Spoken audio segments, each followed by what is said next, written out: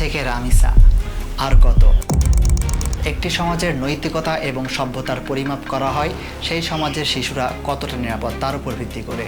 কিন্তু অত্যন্ত পরিতাপের বিষয়, সমসাময়িক বাংলাদেশে আমরা এমন এক ভয়াবহ ও অন্ধকার সময়ের মধ্যে দিয়ে যাচ্ছি যেখানে সবচেয়ে অবুঝ এবং নিষ্পাপ শিশুরাই সবচেয়ে বেশি নৃশংসতার শিকার হচ্ছে। পত্রিকা খুললেই কিংবা সোশ্যাল মিডিয়ার নিউজ ফিডে তাকালেই প্রতিনিয়ত চোখে পড়ে অবুঝ শিশুদের ওপর পাশবিক নির্যাতনের লোমহর্ষক সব খবর। এই তো কিছুদিন আগের আসিয়া কিংবা রামিসার মতো নিষ্পাপ শিশুদের সাথে ঘটে যাওয়া নির্মম ট্র্যাজেডি পুরো দেশের মানুষের বিবেককে নাড়িয়ে দিয়েছে।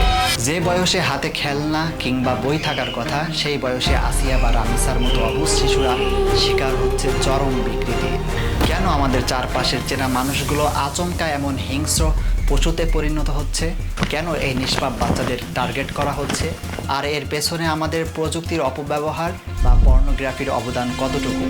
আজ আমরা এই সামাজিক ব্যাধির পেছনের মূল কারণগুলো নিয়ে কথা বলবো।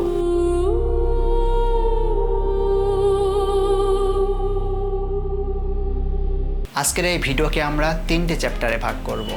চ্যাপ্টার 1, শুধু কেন শিশুদের টার্গেট করা হচ্ছে, মনস্তাত্ত্বিক ও সামাজিক কারণ। অপরাধ বিজ্ঞান এবং মনস্তত্ত্ব বিশ্লেষণ করলে দেখা যায় শিশুদের টার্গেট করার পেছনে অপরাধীদের কয়েকটি সুনির্দিষ্ট মানসিক বিকৃতি ও কৌশল কাজ করে। প্রথমত, শিশুরা সবচেয়ে সহজ শিকার। তারা শারীরিক ও মানসিকভাবে অত্যন্ত দুর্বল। একজন প্রাপ্তবয়স্ক মানুষের মতো তারা বিপদ বুঝতে পারে না, প্রতিরোধ গড়ে তুলতে পারে না এবং কোনো চেনা মানুষের সামান্য প্রলোভন বা চকলেটের লোভেই তারা সহজেই বিশ্বাস করে ফেলে। দ্বিতীয়ত, ভয় দেখানো এবং গোপন রাখা সহজ। অপরাধ করার পর শিশুদের খুব সহজেই হুমকি দিয়ে চুপ করিয়ে রাখা যায়।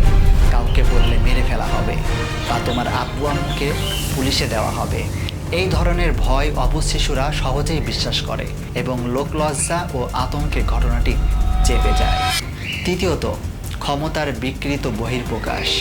অনেক অপরাধীর মধ্যে এক ধরনের মানসিক রোগ বা বিকৃতি থাকে যেখানে তারা তুলনামূলক দুর্বল ও অসহায়, কারো উপর নিজের জোর বা আধিপত্য খাটানোর উপভোগ করে। শিশুরা এক্ষেত্রে তাদের সহজ শিকারে পরিণত হয়। চ্যাপ্টার 2, পর্নোগ্রাফির মরণ কামড় ও বিকৃত মানসিকতা। এই ধরনের অপরাধের গ্রাফ হঠাৎ এতটা ঊর্ধ্বমুখী হওয়ার পেছনে সবচেয়ে বড় অনুঘটক হিসেবে কাজ করছে অনিয়ন্ত্রিত পর্নোগ্রাফির সহজলভ্যতা। ইন্টারনেট এবং স্মার্টফোনের যুগে পর্নোগ্রাফি এখন হাতের মুঠোয়, কিন্তু আধুনিক পর্নোগ্রাফির একটা বড় অংশ জুড়ে রয়েছে চরম সহিংসতা, বিকৃতি এবং অস্বাভাবিকতা। টানা এই ধরনের বিকৃত কন্টেন্ট দেখার ফলে মানুষের মস্তিষ্কের স্বাভাবিক চিন্তাভাবনা এবং ডোপামিন হরমোনের ভারসাম্য নষ্ট হয়ে যায়। সাধারণ সুস্থ সম্পর্কে তারা আর উত্তেজনা খুঁজে পায় না। এর ফলে জন্ম নেয় হাইপার সেক্সুয়ালিটি এবং চরম মাত্রার মানসিক বিকৃতি। সবচেয়ে ভয়ঙ্কর বিষয় হলো আন্তর্জাতিক ডার্ক ওয়েব বা পর্ন সাইটগুলো চাইল্ড পর্নোগ্রাফি বা শিশুদের নিয়ে তৈরি বিকৃত কন্টেন্টের একটি বিশাল কালোবাজার রয়েছে। এই ধরনের নিষিদ্ধ ও বিকৃত কন্টেন্ট যখন আমাদের সমাজের কোনো সুস্থ মস্তিষ্কের মানুষের আড়ালে থাকা বিকৃত কামনা কাতর মন গ্রাস করে, তখন সে বাস্তব জীবনেও এর প্রয়োগ করতে চায়। সে তখন নিজের আশেপাশে থাকা ছোট ছোট মেয়েদের বা শিশুদের সাধারণ মানুষ হিসাবে না দেখে নিজের বিকৃত লালসা মেটানোর বস্তু হিসাবে দেখতে শুরু করে। পর্নোগ্রাফির এই অবাধ বিস্তার একজন মানুষকে ভেতরে ভেতরে কতটা পশুতুল্য করে তুলেছে তা এই অপরাধগুলোর ভয়াবহতা দেখলেই বোঝা যায়। চ্যাপ্টার 3, চেনা মানুষের আড়ালে লুকিয়ে থাকা নেকড়ে। পরিসংখ্যান এবং অতীতের ঘটনাগুলো বিশ্লেষণ করলে আরেকটা অত্যন্ত উদ্বেগজনক তথ্য সামনে আসে। শিশুদের ওপর হওয়া এই অপরাধগুলোর সিংহভাগই ঘটে চেনা মানুষের দ্বারা। এরা বাইরের কোনো অপরিচিত শত্রু নয়, প্রতিবেশী, দূর সম্পর্কের আত্মীয়, গৃহশিক্ষক, পারিবারিক পরিচিত ব্যক্তি কিংবা এমন কেউ যাকে পরিবারটি অন্ধের মতো বিশ্বাস করত। পরিবারগুলো ভাবতেই পারে না যে তাদের এত চেনা বা বিশ্বস্ত কোনো মানুষ এমন জঘন্য মানসিকতা লালন করতে পারে। আর এই বিশ্বাসের সুযোগ নিয়েই অপরাধীরা শিশুদের একাকী পাওয়ার সুযোগ খোঁজে এবং নিজের অন্ধকার রূপটি প্রকাশ করে। আমাদের করণীয় এবং সামষ্টিক প্রতিরোধ। এই নীরব মহামারী থেকে আমাদের সন্তানদের বাঁচাতে হলে শুধু আইন বা পুলিশের উপর ভরসা করে বসে থাকলে চলবে না। আমাদের নিজেদের পরিবার এবং সমাজ থেকে প্রতিরোধ গড়ে তুলতে হবে। প্যারেন্টাল গাইডেন্স ও সচেতনতা। সন্তানদের একা ছাড়ার ক্ষেত্রে সচেতন হতে হবে। সে কার সাথে মিশছে, কার কাছে পড়তে যাচ্ছে তা নিয়মিত পর্যবেক্ষণ করতে হবে।